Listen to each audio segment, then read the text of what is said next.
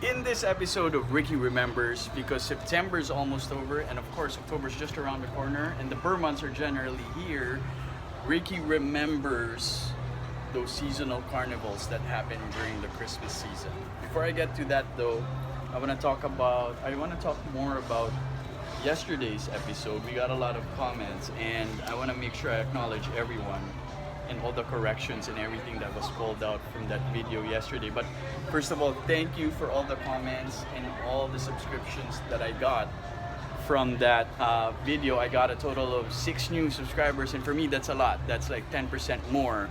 But I want to acknowledge everybody who commented, and I want to make all the corrections from yesterday. First of all, it is cocoa banana and not a go-go banana. I don't know where I got a go-go banana. I think I was watching too many episodes of Iskul Bukul. That's where I heard a go-go banana. Anyway, it is cocoa banana and not a go-go banana. And I wrote everything down, by the way, so I won't forget it. I want to thank Mr. Dominique Cuesta for that. Mr. Cuesta, we might be related. My middle name is actually Dela Cuesta, so you might be a long-lost relative, or I might be a long-lost relative. So thank you to Dominique Cuesta for that correction. Cocoa banana, not a go-go banana. And then, if you remember from yesterday, I couldn't remember the original name of Euphoria, and Ambi Potolin was the first one to comment and said that it is Where Else. Where Else was the former name of Euphoria, and of course Euphoria and Where Else were the discos in the Intercon Hotel.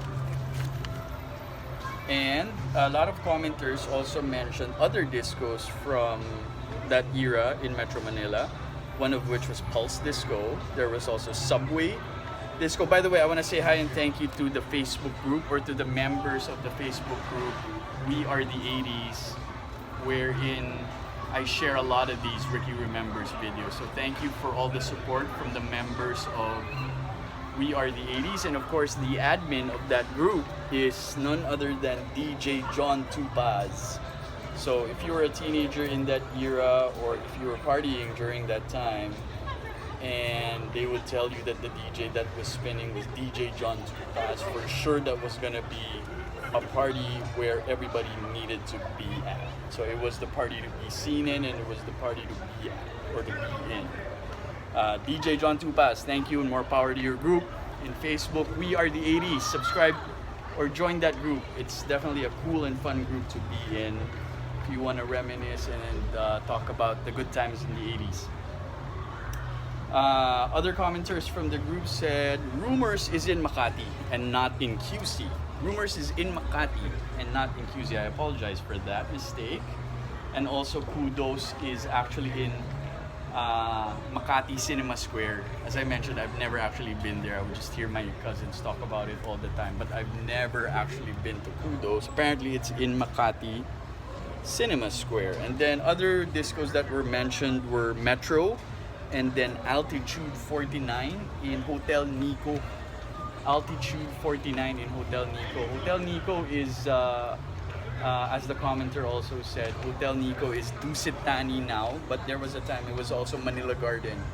It was Manila Garden before Hotel Nico, and apparently there was a disco in Hotel Nico called Altitude 49. Mr. Dennis Sahagon, hi Dennis, also mentioned the concept of afternoon disco. I never heard about this. I didn't know this was going on, but apparently there was afternoon disco, and Gold Rodriguez brought this up also, that during her time in Merino, they would go to an afternoon disco. Anyway, the afternoon discos, or the discos that had afternoon disco, were Colors. This is according to Dennis Sahagon. Cybels, Broad Street, Hideaway, and Campus Bubbles. And apparently there's some tiering to this afternoon disco concept. There's a second class of afternoon discos, and some of them happened in Ambassador, KC Disco, and Spirits in Baguio City. And other commenters mentioned Zigzag and Stargazer, and another commenter also mentioned Another World Disco in Greenbelt. So thank you to everybody who subscribed to the channel, and commented on yesterday's topic. I feel like I need to do a sequel or a part 2 to that episode because it was very popular. If I'm in Manila, I want to be able to get together with the members of We Are the 80s who commented and engaged with the post. Let's do an interview or let's do a sequel to the disco episode of Ricky Remembers. You might be noticing that my hands are free now. I'm not holding on to my phone anymore and it's not as shaky anymore. I want to thank Karen Tayo for calling me out on that one and advising me to get a tripod. So my tripod arrived from Amazon today and now I'm using it. And so it gets kind of shaky at the 7-minute mark. So this is gonna be a shake-free episode. Thanks to Karen Tayo for that tip. I'll post the link on the tripod that I got at the description below. So if you're interested in getting one also for your future YouTube channel, go ahead and do that. So, to the topic at hand, Ricky remembers those seasonal carnivals or those Christmas carnivals that happened in Metro Manila during December, during Christmas season. And I'm here right now at the Irvine Spectrum Center. I specifically chose this so that you can see the Ferris wheel in the background to set the mood. So there's a really nice Ferris wheel here in this mall in Irvine, and it reminded me of the rides that they had in, here it comes, Ricky Remembers, Payanig sa Pasig, and Big Bang sa Alabang. If you were a teenager in the late 80s up until maybe the early 90s, Payanig sa Pasig and Big Bang sa Alabang were the places to be in come Christmas time or come Christmas season. All the teenagers would go to Payanig sa Pasig and Big Bang sa Alabang with all their friends and try to meet girls, or maybe they would go with girls already there. I remember. So Payanig sa Pasig, of course, is where Metro Walk is right now. So if you know Metro Walk, they're in Ortigas, right across the Meralco building. There are a lot of bars there now and a lot of restaurants. Payanig sa during Christmas season, they would set up there. They would set fairs. They would set up a carnival there, so there would be rides and everything in that bare lot. It was a huge lot, so it would be a carnival come Christmas time. So there would be rides like this one, like a Ferris. There would be a Ferris wheel. There would be, of course, there would be Caterpillar. There would be Octopus, and then all these games that I don't know if they're unique to the Philippines, but they would have these games where you would throw a dart at balloons and you would win those stuffed toys or those prizes. And then also there were these games where you would toss those rings and try to make them go inside these wooden pegs, and it was so difficult so that you would win these prizes.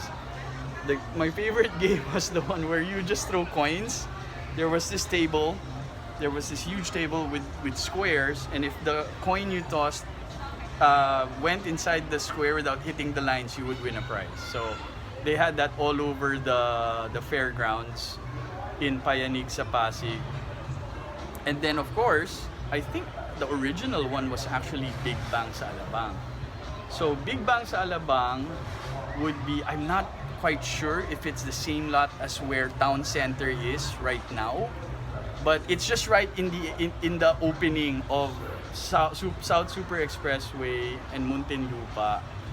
It was just a short distance and you would be in Big Bang sa Alabang already. The attraction of Big Bang sa Alabang during those times or during those years was the giant slide. Only Big Bang sa Alabang had the giant slide.